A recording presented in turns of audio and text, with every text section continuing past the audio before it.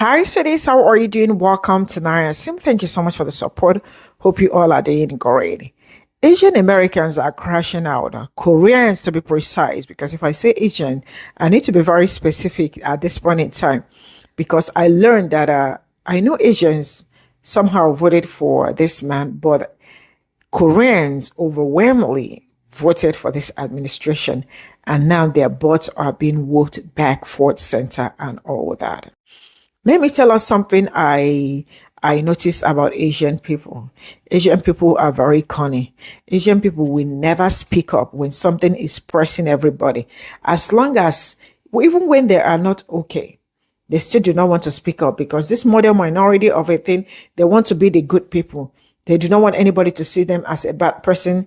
They do not want to appear maybe tough, or they do not want to appear as talkative and all that. Yet, no matter how great you try to behave, they will still call you a Korean person.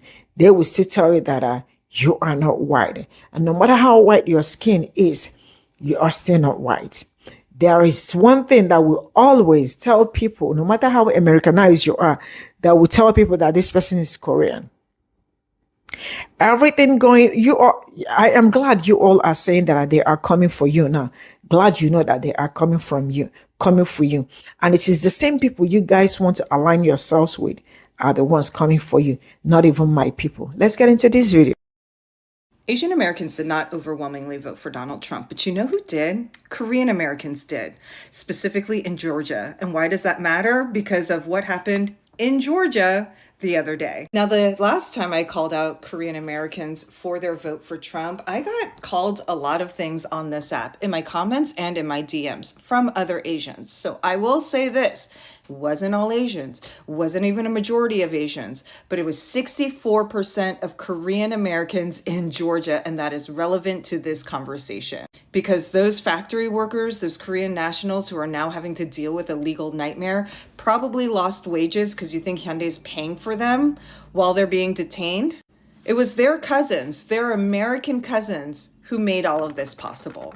I've said for a while that Korean Americans have attached themselves to whiteness. Korean Americans have attached themselves to this idea that they're better than other Asians and better than other people of color. Not all Koreans feel this way. I certainly did not grow up feeling this way. My family does not feel this way.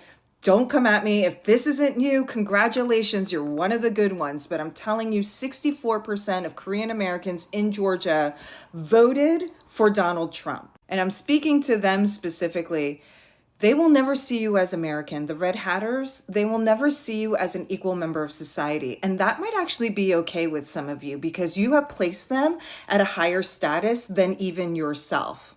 And you put your cousins in trouble because of it. Now, the reason some Korean Americans gave for their vote for Trump was for the economy, immigration, and wokeness. And I have to assume that some Korean Americans in Georgia who voted for Trump might start to be waking up. A Hyundai plant in Savannah, Georgia was just raided by ICE that detained about 500 people, and over 300 of them were Korean nationals. Like, this is major. Like, I talked about the Jakarta method a couple days ago. The US did the same thing in Korea, in Jeju, where there was a socialist movement in Korea, and the US did not like that. So the US killed hundreds of thousands of Koreans and made South Korea a major US military stronghold in the East. So a couple months ago, when China, Japan, and Korea had a little meeting, and we were all just like, that is wild, given the history. Like, the Korean government, like, they are not going to be happy about this. And this is just like another pebble in the pail toward perhaps Korea pushing against US military occupation. Because it's interesting, like, growing up Korean in America, like, we're fed this lie about the US in Korea, how like the US like liberated us. But when you actually look at the history, baby, it's like so far from the truth. I don't know. Also, I miss 101, wearing my 101 t-shirt today. This was never about immigrating here legally, because all these Korean nationals were here legally, working, building infrastructure for the US on American soil. And if they can be detained, if you're Korean living in the United States right now and you don't think that this has anything to do with you, or you're not bothered by this, baby, you better gird your loins. Today on There Is No Such Thing as Proximity to Whiteness, we have the largest immigration rate in all of US history. And people who look like me often think, it's definitely about the Mexicans and Latinos. Well, guess what? They were Korean, so people who literally look like me. Today at the Hyundai LG plant, which produces batteries for electric vehicles, the largest raid in all of Homeland Security history went down, where they arrested 475 people, mostly of whom were of Korean descent. And the reason why I say that there's no such thing as proximity to whiteness is that a lot of people who look like me think that this whole immigration crackdown is about Latinos and brown people, forgetting that Asian people are people of color, as in, we are not white. And South Korea just learned this the hard way, because just barely a few weeks ago, South Korea committed to spending billions of dollars investing into the US economy. Or literally just barely 2 weeks ago, they pledged an additional $150 billion into the US economy. And that's already after South Korea committed to investing $350 billion investment from South Korea to the United States for things like shipbuilding, semiconductors, batteries, and energy. Hyundai specifically stated that they were going to invest an additional $5 billion into that US investment. And just a quick reminder, Hyundai and Kia just merged. So we're talking about Hyundai, Kia's, and Genesis, which committed to expanding its automobile and parts production in the US, including building a new steel mill in Louisiana and a state-of-the-art robotics facility. And apparently, even after being a puppet state of the imperialistic United States for over 70 years now, South Korea hasn't learned a single thing, because they were like, we're gonna try to buy our way into America's good graces and lower tariffs by investing billions of dollars into their economy, even though, just a friendly reminder, proximity to whiteness is not a thing. Just like proximity to anything doesn't turn you into that thing. Like, I can stand next to a billionaire as long as I want. It's not gonna just magically make me a billionaire. And until we address that and stand together, our communities will continue to fall. Thank you and stay safe.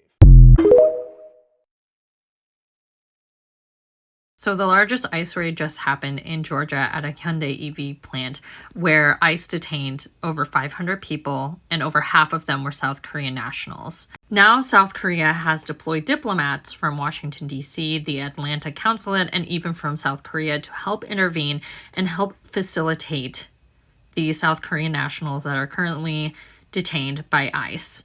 Because South Korea does not trust America. They do not trust America, because they know that they will send these South Korean nationals to a different country, or they will keep them in these detention facilities that we all know are terrible. And this ICE raid that was just done, that was just conducted, comes off of the heels of the meeting that just happened between Trump and the new president of South Korea that was just elected into office back in June, President Lee Jae-myung, where they talked about in this meeting back on August 25th about strengthening ties with each other, strengthening ties between South Korea and America. They also talked about in this meeting modernizing technology and working together on modernizing technology. Yeah. And now look, it's looking a little shaky.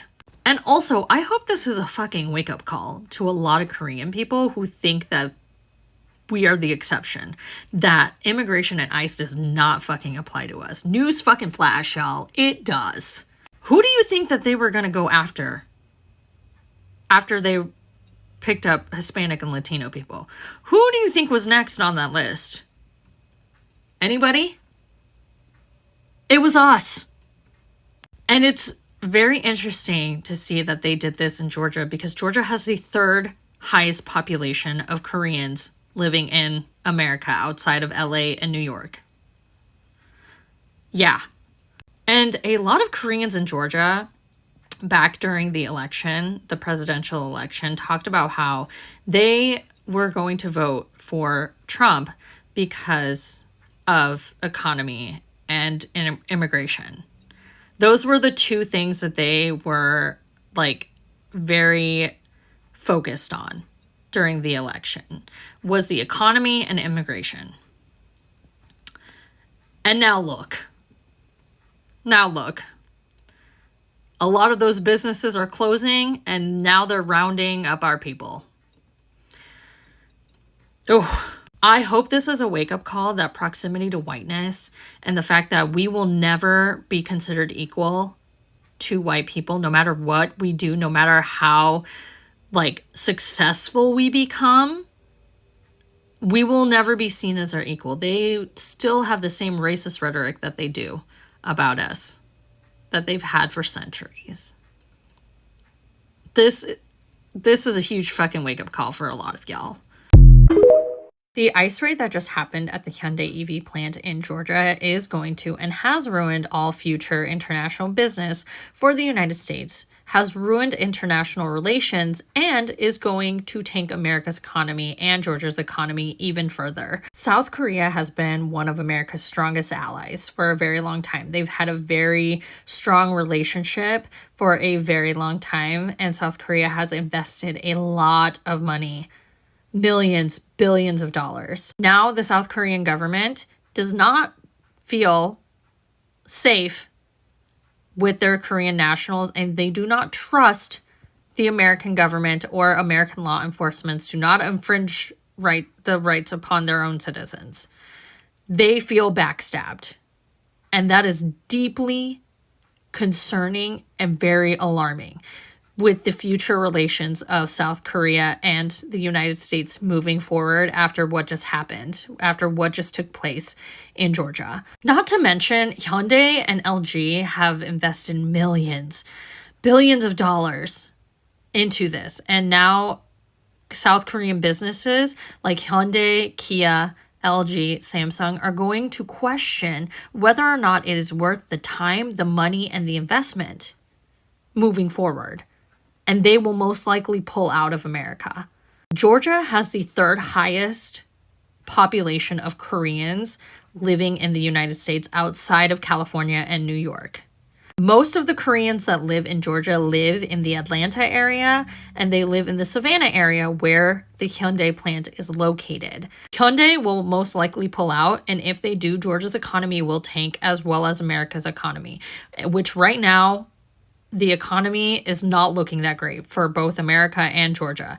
If Hyundai pulls out, if these Korean companies pull out of Georgia, Georgia's economy will fall because they rely on these Korean companies. And they have made a lot of money, and it has created job opportunities in the state of Georgia. The fact that the South Korean government has deployed diplomats from Washington, D.C., the Atlanta consulate, and they're flying their own from Korea to help facilitate and intervene the over 300 Korean nationals who are currently being detained is not a good thing.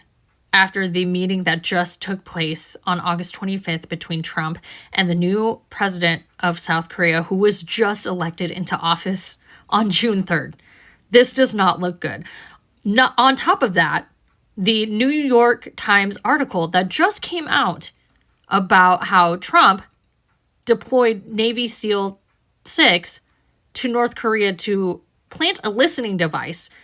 The operation failed, and the Navy SEAL 6 killed North Korean civilians.